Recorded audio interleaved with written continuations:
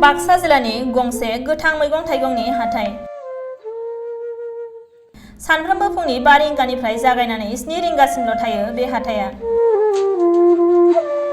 गासिबो रोखोमनि गोथां थाजा मैगं थाइगंफोरखौनो मोननाय जायो बे हाथायाव। बे ओनसोलानो जादों बाक्सा जिल्लानि जफादं ओनसोल, जाय ओनसोलाव मोनसे समाव गोरान ओनसोल होननानै बिहामजो नायनो थांब्लाबो बिहामजो हरजायै, दै गैजायै होननानै मुगैजानायमोन बे हालामा। आथिखालाव बे हालामनि सुबुंफोरा मैगं थाइगं आबाद बिथिंखौ फालांगि महरै लानानै गोबां बायदि रोखोमनि मैगं थाइगं आबाद मावनानै थांना थानायनि राहा खालामनायजों लोगोसे गाव गावनि नखरखौ सुंथानो हादों।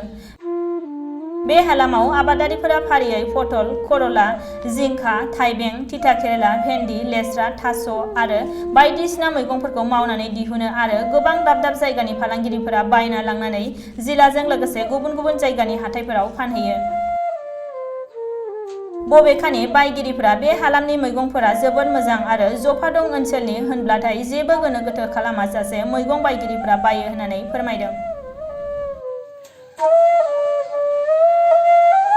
आच्छा, बे जायगानि मुङा मा? पलासि, जफादं पलासि।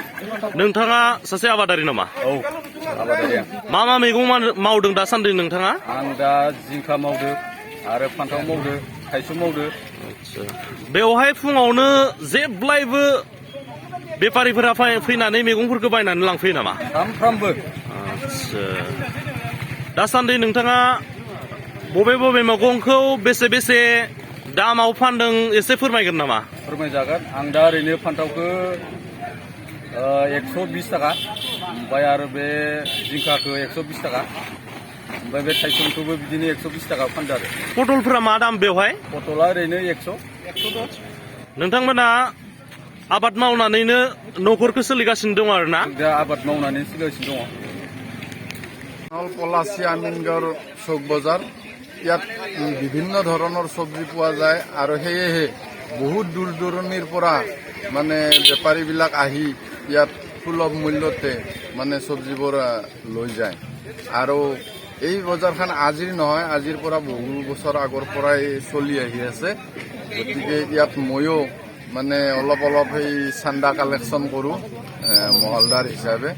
গতিকে এইখিনি এই বজাৰৰ সুনাম এটা হোৱাৰ কাৰণে আমাৰো ভাল লাগছে। কি কি চব্জি পোৱা যায় ইয়াত?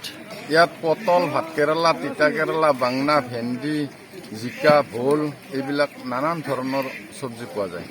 এনে দামবোৰ কেনেকুৱা ইয়াত? দামবোৰ বেছি নহয়, এনেই কৃষকৰ লছে, তথাপি বেপাৰীবিলাকে ইয়াৰ পৰা নি অলপ লাভৱান হৈ আছে।